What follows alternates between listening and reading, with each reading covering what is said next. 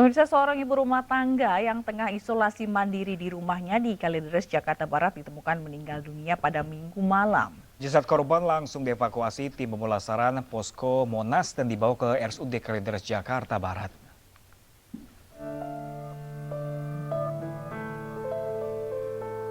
Dengan memakai baju alat pelindung diri, tim pemulasaran Posko Monas Pemprov DKI Jakarta mendatangi rumah salah satu warga di kawasan Jalan Sukatani, Tegal Alur, Kalideres, Jakarta Barat.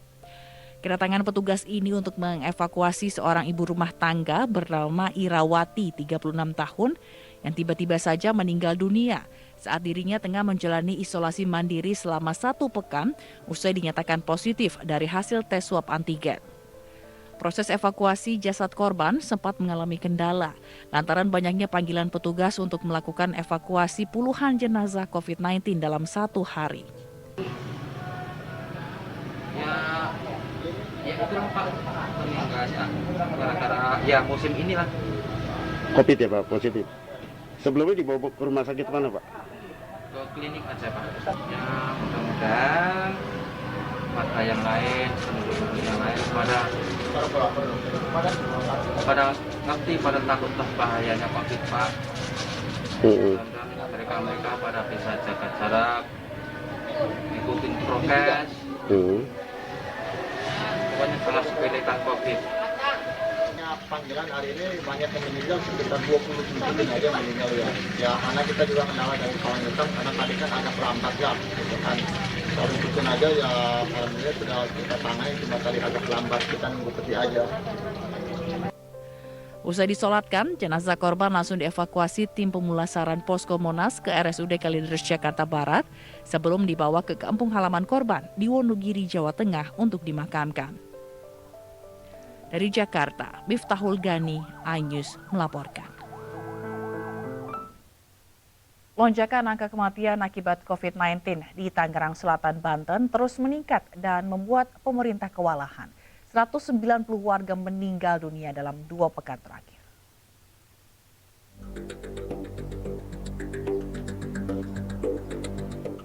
Angka kematian COVID-19 di Tangerang Selatan terus melonjak drastis.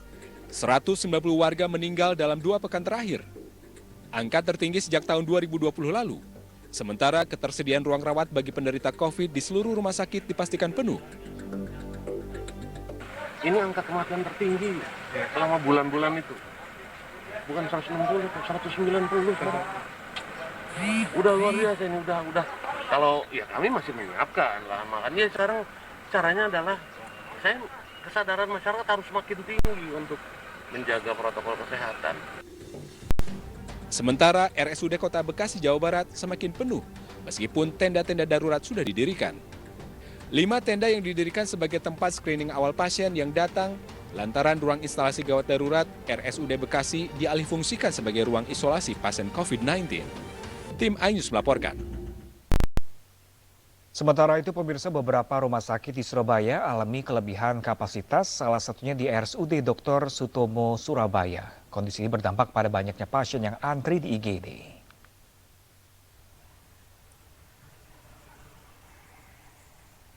Kasus COVID-19 di Surabaya meningkat tajam hingga menyebabkan RSUD Dr. Sutomo Surabaya mengalami lonjakan pasien COVID-19. Pasien yang datang terpaksa harus antri di ruang instalasi gawat darurat, menunggu pasien lain sembuh dan pulang. Beberapa rumah sakit di kota Surabaya saat ini mengalami kelebihan kapasitas. Bahkan kapasitas tempat tidur terisi mencapai 100%. Begitu pula di RSUD Dr. Sutomo Surabaya, yang merupakan rumah sakit rujukan COVID-19 khusus bagi pasien kondisi berat. Beberapa rumah sakit sekarang tempat tidurnya terutama di Surabaya ya. Rumah Surabaya itu hampir semuanya sudah angkanya antara 90 sampai 100%. Berarti sudah penuh semuanya. Guna mengatasi ketersediaan tempat, RSUD Dr. Sutomo Surabaya memanfaatkan gedung parkir untuk ruang isolasi pasien COVID-19. Hingga tanggal 26 Juni 2021, IGD RSUD Dr. Sutomo merawat 330 pasien COVID-19, 13 diantaranya meninggal dunia. Dari Surabaya, Yuda Prawira, iNews melaporkan.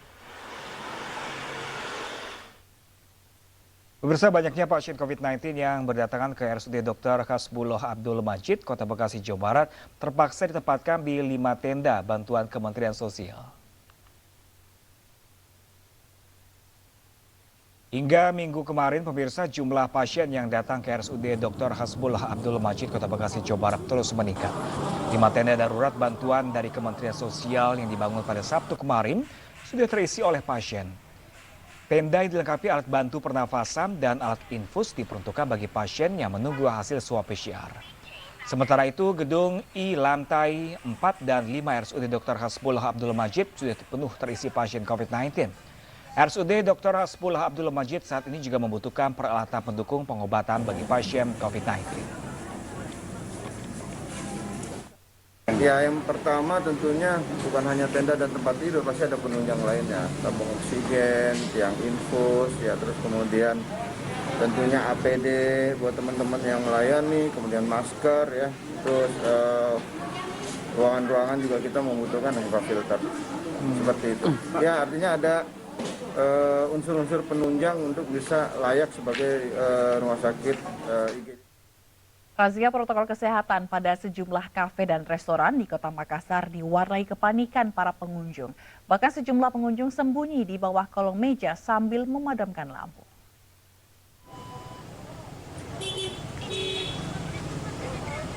Razia protokol kesehatan terkait PPKM Mikro di Kota Makassar, Sulawesi Selatan terus dilakukan pemerintah setempat. Satgas Pengurai Kerumunan Kota Makassar menemukan rumah makan yang membandel di Jalan Todopuli Raya, Kecamatan Parakukang pada Minggu malam. Restoran ini nekat buka hingga melewati jam malam pukul 20 waktu Indonesia Tengah. Untuk mengelabui petugas, pemilik usaha mengunci pagar sambil memadamkan lampu. Namun petugas yang curiga dengan keberadaan sejumlah kendaraan langsung melakukan penindakan. Menariknya, sejumlah pengunjung ditemukan bersembunyi di kolong meja makan di tengah padamnya lampu. Ada kunci pagarnya, jadi lampunya dimatikan, jadi semua orang yang makan di dalam itu panik. Dia bersembunyi di bawah kolong meja. Jadi kami datang untuk membuka karena kendaraannya masih penuh di depan. Arti kecurigaan kita bahwa ada kerumunan di dalam. Ternyata betul terbukti bahwa pemilik kendaraan masih ada di dalam, dikuncikan pintu. Dalam penindakan protokol kesehatan di Kota Makassar, Sulawesi Selatan, Satgas Pengurai Kerumunan masih menemukan sejumlah kafe dan restoran lain yang melanggar aturan PPKM Mikro. Agar jera, penindakan berupa penyitaan kursi dan meja usaha terpaksa dilakukan petugas. Bagi pengusaha yang kemudian hari tetap membandel, petugas tidak akan segan untuk menyegel tempat usaha. Dari Makassar, Sulawesi Selatan, Leo Muhammad Nur, iNews melaporkan. Pemirsa, dianggap melanggar protokol kesehatan karena melebihi kapasitas pengunjung, sebuah tempat makan ditertibkan Satpol PP Kabupaten Bogor, Jawa Barat. Selain mendapat teguran, pemilik rumah makan pun diberi sanksi denda sesuai dengan peraturan PPKM Mikro.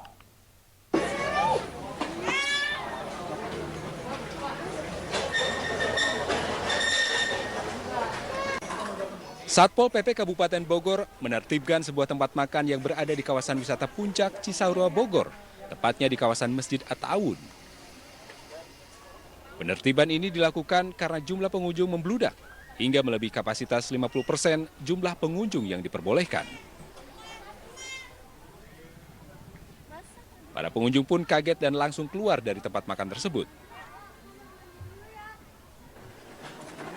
Bahkan meja dan bangku langsung dibalikan sebagai pembatas jaga jarak antar pengunjung lainnya.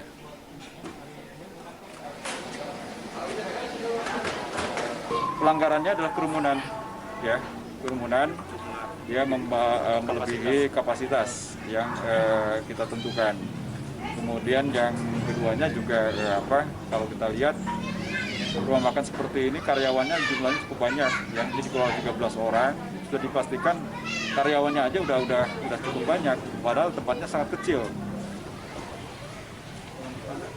Pihak pemilik tempat makan diberi teguran keras dan sanksi denda yang sudah ditetapkan berdasarkan peraturan PPKM Mikro maksimal 5 juta rupiah. Dari Bogor, Jawa Barat, Wildan Hidayat, iNews melaporkan.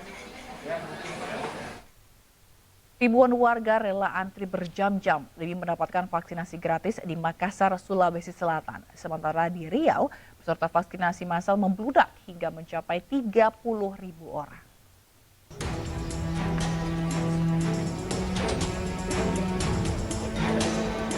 Antrian panjang warga yang hendak divaksin terjadi di depan pintu masuk Asrama Haji Sudiang Makassar, Sulawesi Selatan.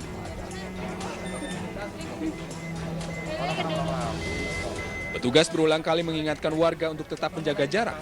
Namun membludaknya jumlah warga membuat petugas kewalahan. Warga yang datang melebihi target awal 1.200 orang. Dan target yang kita harapkan per hari ini saja sebagai contoh di asrama haji dengan target 1.200 ini sudah melebihi. Antusias warga masyarakat untuk vaksin sangat responsif, sangat meningkat. Dan ini juga kita syukuri karena kesadaran untuk vaksin ini sudah mulai meningkat di masyarakat. Vaksinasi massal yang digelar di Polda Riau juga mendapat antusiasme tinggi dari masyarakat. Membludaknya jumlah peserta menyebabkan mereka terpaksa harus berdesakan untuk bisa mendaftarkan diri. Dari target sebanyak 26.000 peserta vaksin, lebih dari 30.000 orang yang mendaftar. Tim iNews melaporkan. Pemirsa, di tengah penyebaran COVID-19 yang semakin meluas, permintaan oksigen meningkat hingga 100% dalam sepekan terakhir. Imbasnya, harga tabung oksigen pun turut melonjak hingga Rp2 juta per tabungnya.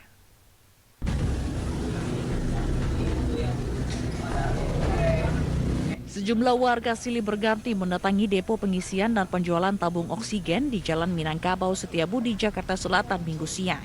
Selain ingin membeli tabung, mereka juga hendak melakukan pengisian setelah oksigen habis terpakai. Beberapa warga bahkan pulang dengan tangan hampa karena tabung dan oksigen yang dicari habis. Beberapa warga mengaku mencari oksigen untuk kebutuhan pribadi. Lonjakan permintaan oksigen sudah berlangsung selama sepekan terakhir. Jika sebelumnya hanya melayani pengisian antara 50 hingga 60 tabung, kini meningkat hingga 150 tabung per hari. Imbasnya, harga jual tabung oksigen pun turut melonjak dari harga Rp500.000 per tabung ukuran 1 meter kubik menjadi Rp2 juta. Meski demikian, biaya pengisian masih normal yakni di kisaran Rp15.000 per tabung ukuran 1 meter kubik.